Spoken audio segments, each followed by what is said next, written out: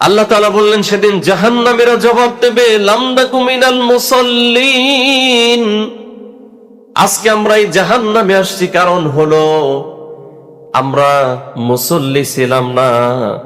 এটা আমরা সবাই ভালো করে জানি, নামাজ যে না পড়ে তারে কখনোই মুসল্লি বলে না, যে নামাজ পড়ে তারই বলা হয় মুসল্লি।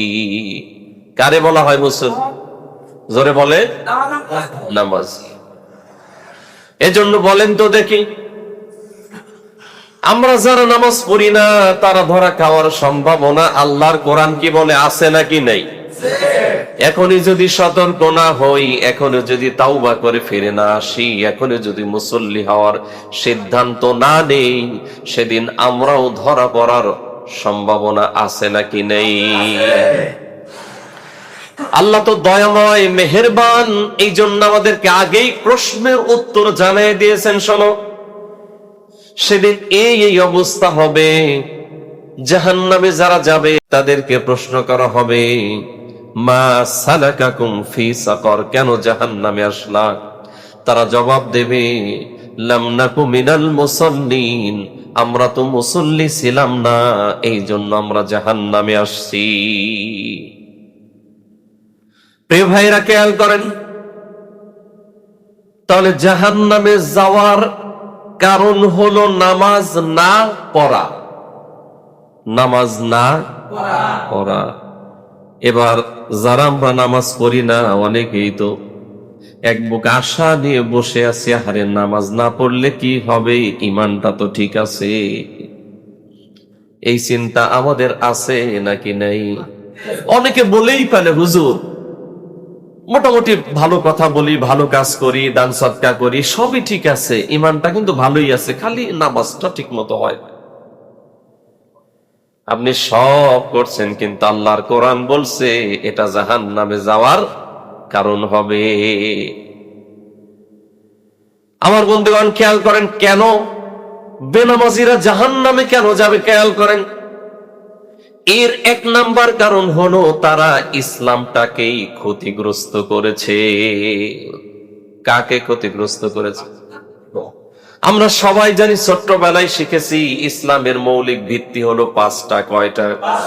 আল্লাহ রাসূল সাল্লাল্লাহু আলাইহি ওয়াসাল্লাম বলেছেন বুনিয়াল ইসলামু আলা খামসিন, শাহাদাতু আন লা ইলাহা ইল্লাল্লাহ ওয়া আন্না মুহাম্মাদার রাসূলুল্লাহ ওয়া ইকামিস সালাহ ওয়া ইতাইজ যাকাত ওয়াল হজ ওয়া সাওমি রমাদান। বিশ্বনবী বলেছেন ইসলামের ভিত্তি হলো পাঁচটা, কালেমা, তারপরে কি? নামাজ, তারপরে যাকাত, রোজা, হজ। এবার ভালো করে আরো গুরুত্বপূর্ণ ভাবে খেয়াল করেন, এই যে ঈমান, এটা কি দেখা যায়? ঈমান হলো হৃদয়ের ব্যাপার, অন্তরের ব্যাপার। কার ঈমান কতটুকু আছে তার ভেতরেই এটা জানে। কিন্তু ঈমানের পরে এই যে চারটা ভিত্তি, নামাজ, যাকাত, হজ, সাওম, এই চারটার ভিতরে সবার আগে যেটা, সেটা হলো নামাজ। সেটা কি বলেন?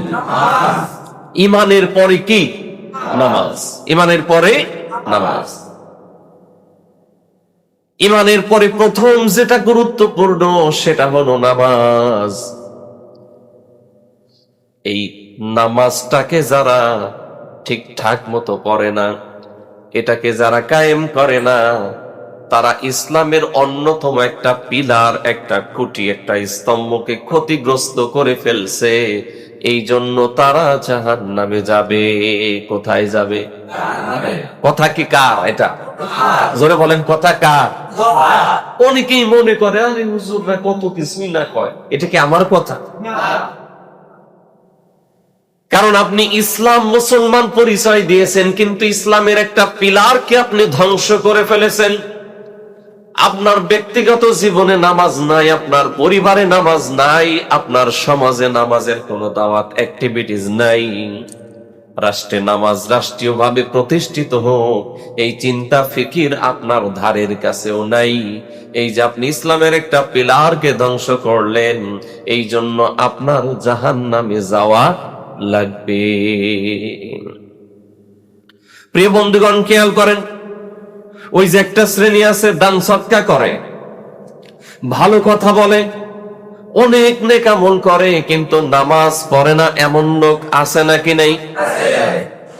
এই জাতীয় লোক যারা, ধরে নেন তাদের সব আমলই ভালো, কিন্তু জান্নাতে যাওয়ার জন্য একটা চাবির দরকার আছে না নেই? আমরা হাদিস মুখস্থ থাকার না থাক বাংলাটা সবাই জানি, নামাজ বেহেশতের চাবি।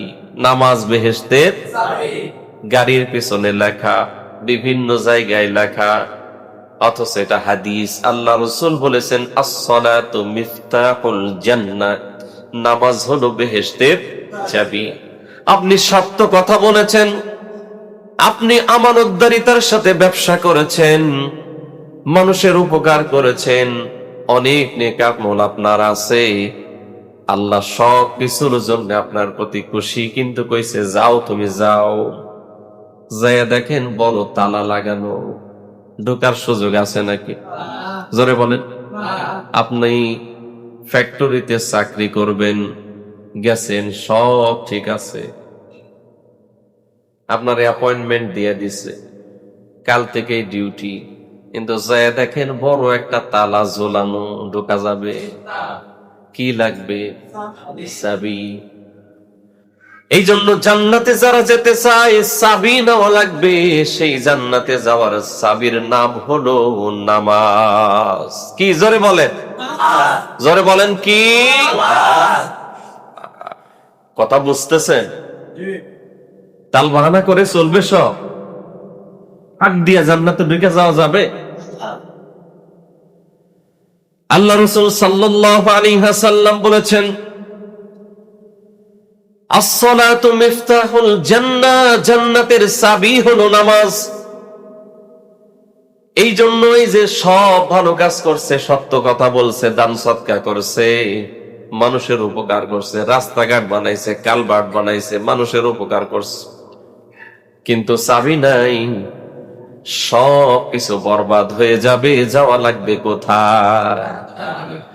তাদেরকে বলবে, তুমি তো খুব ভালো মানুষ ছিলা, মিথ্যা কথা বলো নাই, কত মানুষের উপকার করছো, আজকে কেন তুমি জাহান্নামে আসলা? তোমার তো জাহান্নামে আসার কারণ দেখি না। নিজেই বলবে, শোনো ভাই, সব কিছু করেছি, কিন্তু লাম নাকু মিনাল মুসাল্লিন, আমি তো মুসল্লি ছিলাম না, এই জন্য আজকে ধরা খায়া গেছি। প্রিয় বন্ধুগণ, খেয়াল করেন, শুধু তাই না, কিয়ামতের ময়দানে সকল নবী এবং রাসূলদের কোটি কোটি উম্মত থাকবে।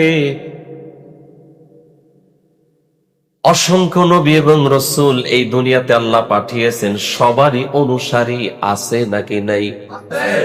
সকল নবী রাসূলদের অনুসারীরা কিয়ামতের মাঠে উপস্থিত থাকবে। আব্বা জান আয়েশা সিদ্দিকা রাদিয়াল্লাহু আনহা প্রিয় নবীজিকে জিজ্ঞেস করলেন, ইয়া রাসূলুল্লাহ, এই যে আদম আলাইহিস সালাম থেকে শুরু করে আপনি পর্যন্ত অসংখ্য নবী রাসূল আল্লাহ দুনিয়াতে পাঠিয়েছেন, সবারই তো অনুসারী আছে, উম্মত আছে, এই যে অসংখ্য নবী রাসূল, তাদের উম্মতের মাঝে আপনার উম্মত আপনি কেমনে খুঁজে বের করবেন? তখন বিশ্বনবী মুহাম্মদুর রাসূলুল্লাহ সাল্লাল্লাহু আলাইহি ওয়াসাল্লাম জবাব দিলেন, আয়েশা রে, শোনো, একটা মাঠের ভেতর যদি অনেকগুলি ঘোড়া থাকে, কি থাকে? একটা মাঠের ভিতরে অনেকগুলি যদি ঘোড়া থাকে, ওই অনেকগুলি ঘোড়ার মধ্যে একটা ঘোড়া যদি থাকে কপাল সাদা, কি সাদা? এই ঘোড়াটারে কি আলাদা করা যাবে নাকি? কথা কয় না? একটা ঘোড়ার কপাল সাদা, ওরে আলাদা করা যাবে না? আপনি তাকাইলেই দেখবেন এটা আলাদা। কন্যা সুবহানাল্লাহ। বিশ্বনবী মুহাম্মদ সাল্লাল্লাহু আলাইহি ওয়াসাল্লাম বলেছেন, কিয়ামতের কঠিন মুসিবতের ময়দানে অসংখ্য নবী রাসূলের উম্মতের ভিতরে এই যে কোটি কোটি উম্মত, তাদের ভিতর থেকে আমি আমার উম্মত বেছে নেব, চিনে নেব ওইভাবে তারা যে 5 ওয়াক্ত নামাজ পড়ার জন্য ওযু করে, ওযু করার কারণে যখন তার মুখমণ্ডল ধৌত করে, হাতের কনুই পর্যন্ত ধৌত করে, মাথা মাসে করে, পায়ের টাকনো সহ ধোয়, এই যে ওযুর অঙ্গ যেইগুলা সে ধৌত করে, কিয়ামতের ময়দানে মাঠে ওই দিন এই অঙ্গগুলো নূরের মতো আলো দিতে থাকবে। ওইটা দেখে দেখে বুঝে নেব এরা অন্য কেউ না, এরা আমার উম্মত। নারায়ে তাকবীর। কিয়ামতের ময়দানে বিশ্বনবী উম্মত চিনবেন ওযুর জায়গা দেখে। এই জন্য এই ওযু হলো উম্মতের পরিচয় বহন করবে সেদিন। কিন্তু কিয়ামতের মাঠেও যদি আপনি ওযু না করেন, নামাজ না অভ্যস্ত না হন, আপনাকে বিশ্বনবী চিনবে না, আপনার জন্য ফায়সালা হবে জাহান্নাম। সেদিন আফসোস করে বলতে হবে, জিজ্ঞেস করবে কেন জাহান্নামে আসলা? তখন বলতে হবে লাম নাকু মিনাল মুসাল্লিন, আমি তো মুসল্লি ছিলাম না, নামাজি ছিলাম না, ওযু করি নাই। আজকে আমার উম্মতের পরিচয় নাই, যেই কারণে আমাকে জাহান্নামে আসা লেগেছে।